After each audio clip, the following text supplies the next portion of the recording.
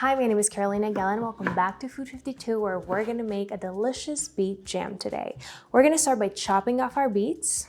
You can do this in a food processor, you can do it by hand, you can also grate the beets. It's really up to you, whatever is fastest for you, choose that. Careful, the beets will stain your hand, so if you wash them right away, they won't be stained, but if you're a hand model or something, just be careful with that. You don't wanna have a job tomorrow and your hands are all red. We have a saucepan on medium heat. I'm gonna move the beets over to the pot. Beautiful. You can double this recipe. You can keep it as it is. It's really up to you. So our beets are in the dry pan. I'm gonna go in with the sugar right on top, a pinch of salt. Then we're gonna zest a couple of tablespoons of orange zest. I'm using blood oranges today, but any other orange will do the job. Whenever you're zesting a citrus of any sorts, you want to constantly move the fruit so that you don't get the white part, the lighter part, which is called the pith. That's going to add a very unpleasant bitterness to whatever you're putting this in. So make sure you constantly rotate the citrus.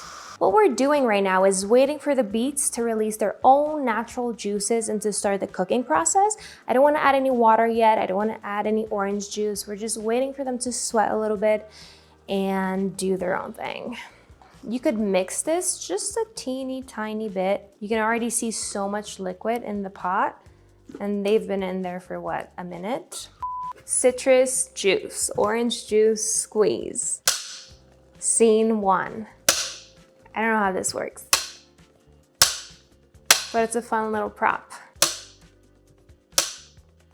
So while we're waiting for our beets to sweat, release some of their natural juices, we're gonna move on to the orange juice. I'm currently using some blood oranges just because I find that the color of the blood oranges really complements the color of the beets, and it's gonna give you a really nice, deep, dark jam.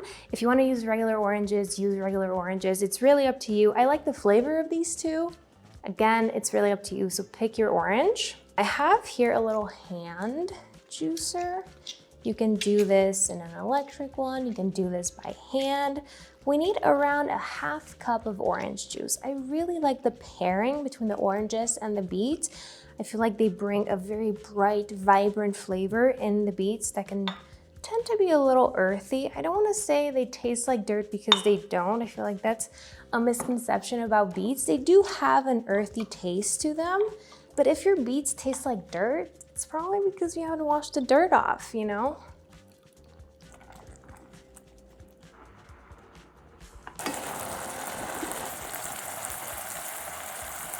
So we're back to our beets. They have been cooking away for 20 to 25 minutes now. And as you can see, they're jammy, they're glossy, they're shiny, and we have all of those liquids in the pot reduced in this beetroot caramel. I think that's the best way to describe what's at the bottom of this pan, that reduction.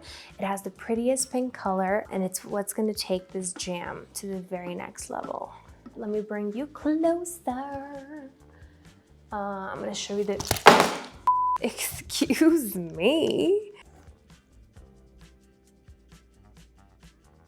And the last thing we'll add to this is some fresh lemon juice. We're gonna cook the lemon juice down just a little bit, maybe 5 to 8 minutes, and then we're gonna come back to this. So why did we add lemon juice? We already have orange juice in there. Why another citrus? Here's the thing. You have to think about all the flavors in the pot. We have the beetroot, which is very earthy and rich and decadent on its own. Then we have the orange, which I wouldn't call it tart. I would call it fragrant and citrusy and sweet, but not necessarily tart. More like zesty and bright. We need something to balance all the richness, all the caramelization, all those sugars in there. We need something to combat that. That something is lemon juice. You could also use vinegar. I would use something like apple cider vinegar or some fruity vinegar. It would work really well in here, but you want something to bring out some tartness in there. Beetroot, although it's a vegetable, it has a super high sugar content. It has a higher sugar content than most vegetables, which makes it perfect for something sweet, you know, like jam. Would I make jam out of potatoes? Probably not. Would I make jam out of parsnips? Probably not. But beetroot jam, you gotta trust me on this. It's just delicious. All the sugars are coming out during this cooking process. If you don't know this, there's this type of beet called a sugar beet, which is used to make sugar.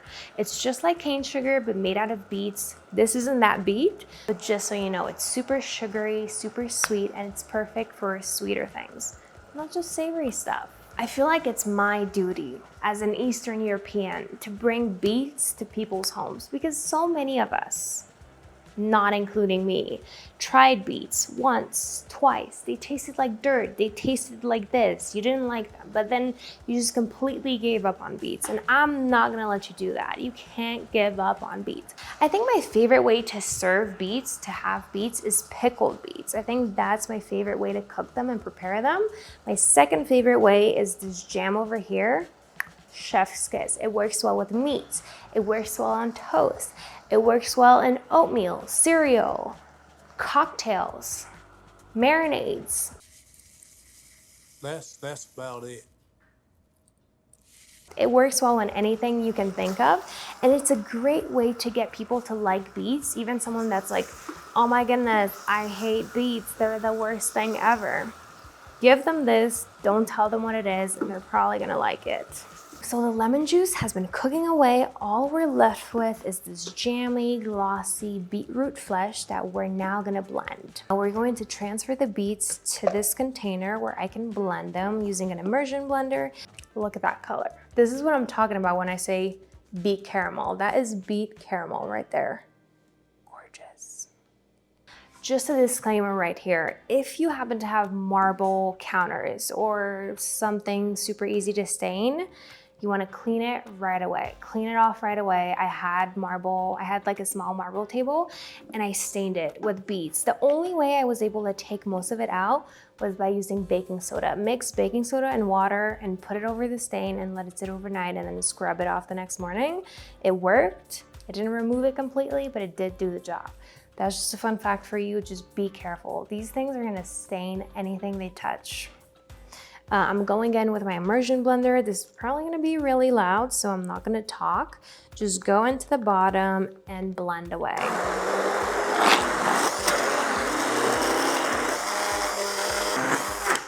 Again, if you did a good job softening these, they should blend super, super easily. If you find that you have a rough time blending these, don't hesitate throwing them back in the pot, softening them for 5 more minutes, and then blending them again. At this point, I recommend you cook it once again. I know this might be a little bit of an overkill, and it's kind of like, oh, I have to like put it all back and cook it again and do all the things, but you wanna make sure all the water content is cooked out as much as possible. You can be the judge of that. Mine needs to be cooked a little bit more, but once again, you might not have to do this. So I'm just gonna give it doesn't need that much more time. It needs like, I don't know, 2 more minutes on the heat.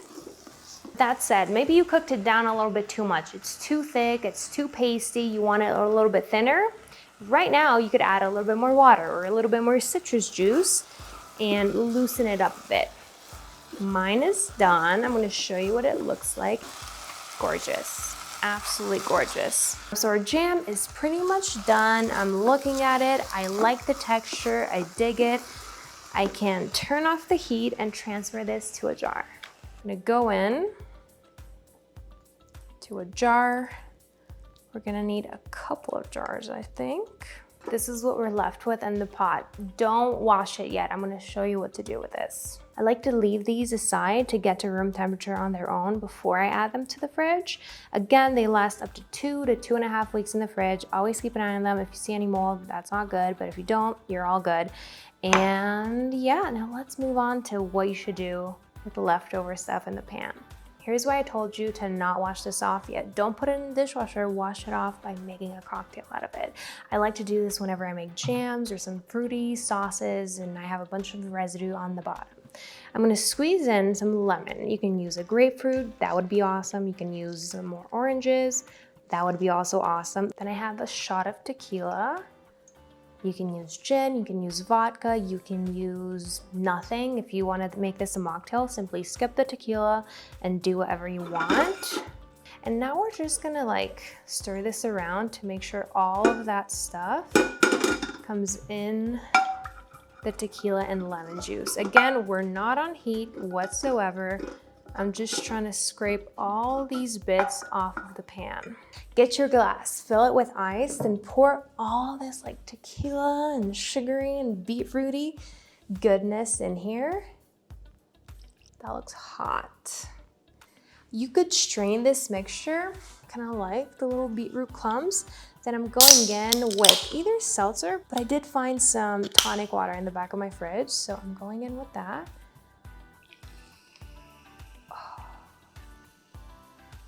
Beautiful. Tell me that's not the prettiest cocktail you've ever. A little lemon peel, boop. Look at it. Look at that. Tell me this isn't the perfect thing to wrap this whole homemade jam experience with. And I'm gonna try it. Cheers.